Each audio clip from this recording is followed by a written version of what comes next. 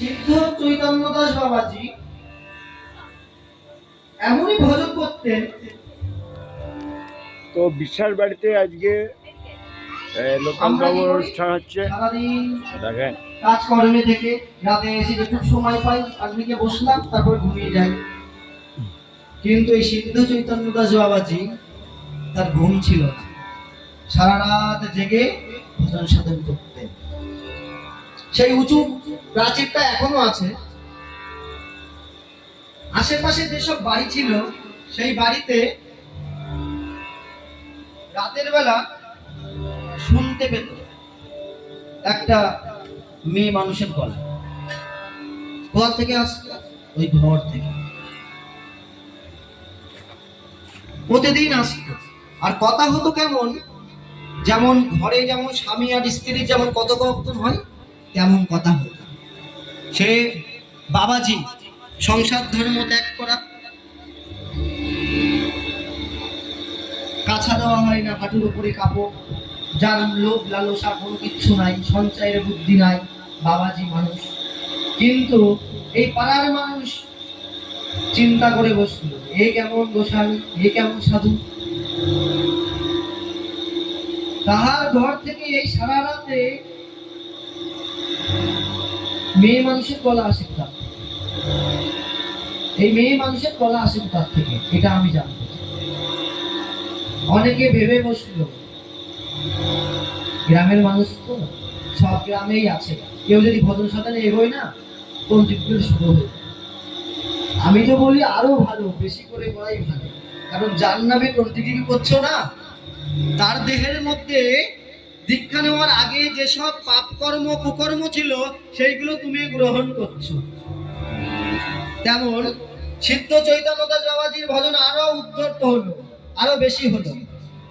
কিন্তু ওই ঘর থেকে কিন্তু ওই কথোপকথন বন্ধ হয় না, আরো বেশি বাড়ে।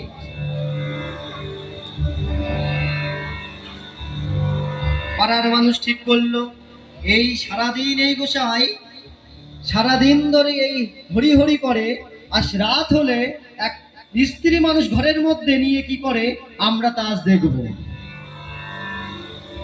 কিন্তু তারা ভয়তে একটু থতমত খেলো, যেহেতু নবদ্বীপ ধাম, আমরা এটা করতে পারবো না, কার দিয়ে করাবো।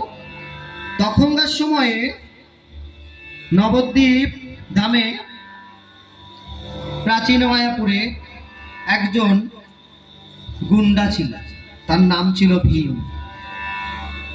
যে ভীমকে গিয়ে সবকিছু জানালো।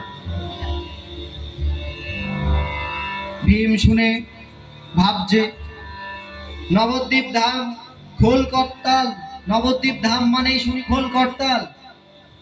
আজ দেখব, আজ যদি এদের কথা সত্য হয়, তা ধামেশ্বর মহাপ্রভুর আগে আছে পোড়ামাতলা, ওই পোড়ামাতলার ওখানে 4 রাস্তার মোড়, ওই 4 রাস্তার মোড়ে নিয়ে ওই সাধুকে কাছা তো নাই, শিখা তো কাটবো, আর ওই কাপড় বসন পুরো খুলে ফেলবো।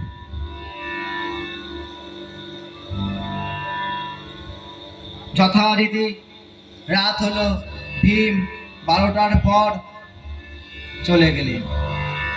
গিয়ে দেখেন সেই পাঁচিলের পাশের থেকে শব্দ শোনা যাচ্ছে, একটা স্ত্রী মানুষ আর একটা পুরুষ মানুষের কথা।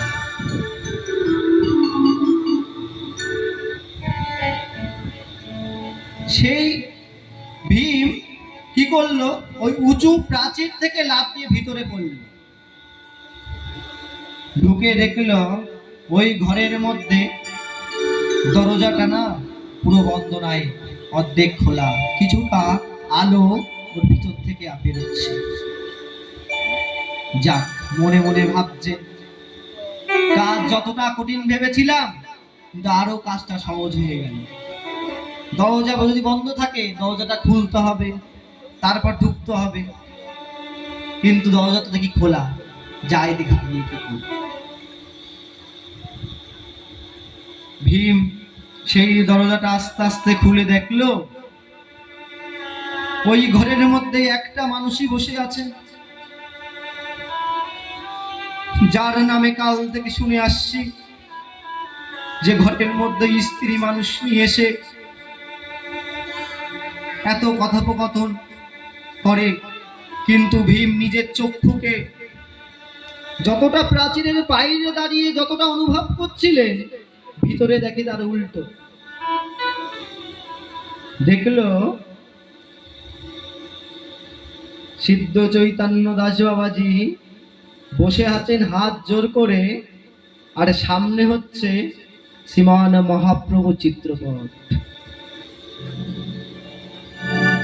কথা শোনা যাচ্ছে স্ত্রীর গলা। সিদ্ধ চৈতন্য দাস বাবাজির মুখ থেকে নিঃসৃত হচ্ছে, তার কারণ তিনি সেই মন মহাপ্রভুকে তাকে স্বামী ভাবতেন আর সে স্ত্রী ভাবতেন।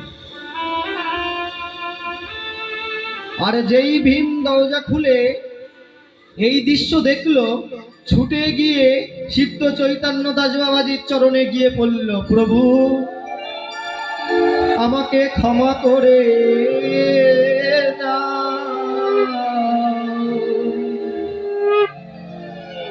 আমি কত জন্মে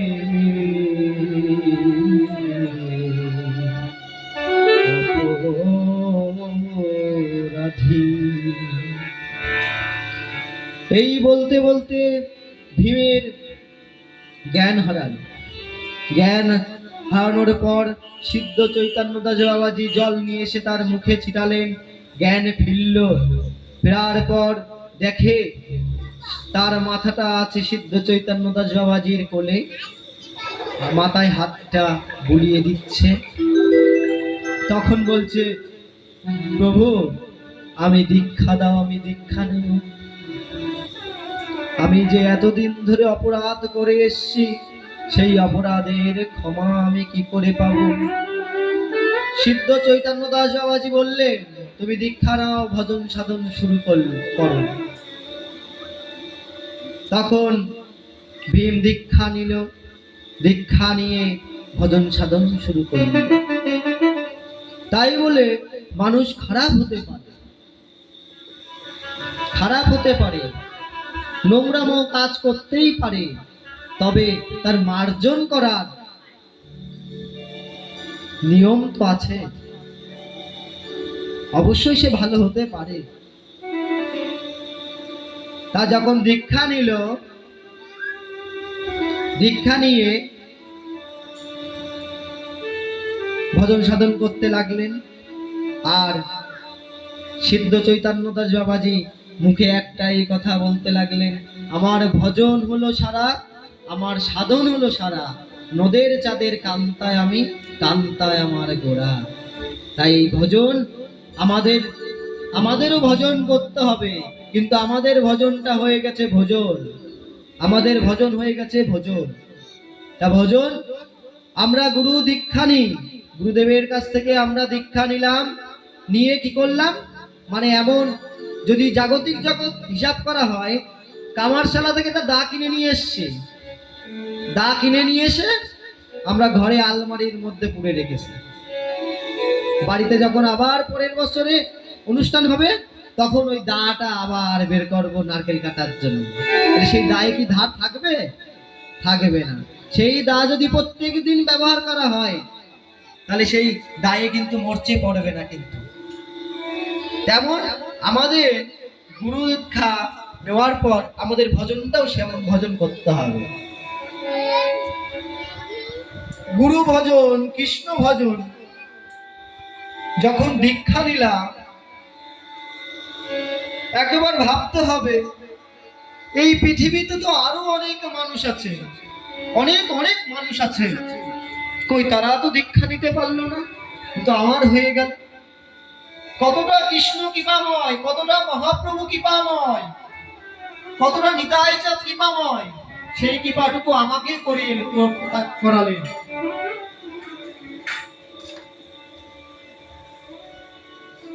আমাদের গুরু দীক্ষা আমরা মনে করি যে তো বিশ্বাস বাড়িতে নতুন কাপড় নিয়ে আসলাম, কাল থেকে কীর্তন, একটু ফল মিষ্টি নিয়ে আসলাম, গুরুদেবের কাছে গেলাম, পুজো গিয়ে উপলক্ষে মন্ত্র দিল, গুরু দীক্ষা, কিন্তু তা নয়। এখানে রাখলাম 10 মিনিট গুরু ভিডিও যে করার কথা, দীক্ষা দিল 10 মিনিট 7 সেকেন্ড 8 কিন্তু সেকেন্ড কতটা যে 10 প্রহার সেকেন্ড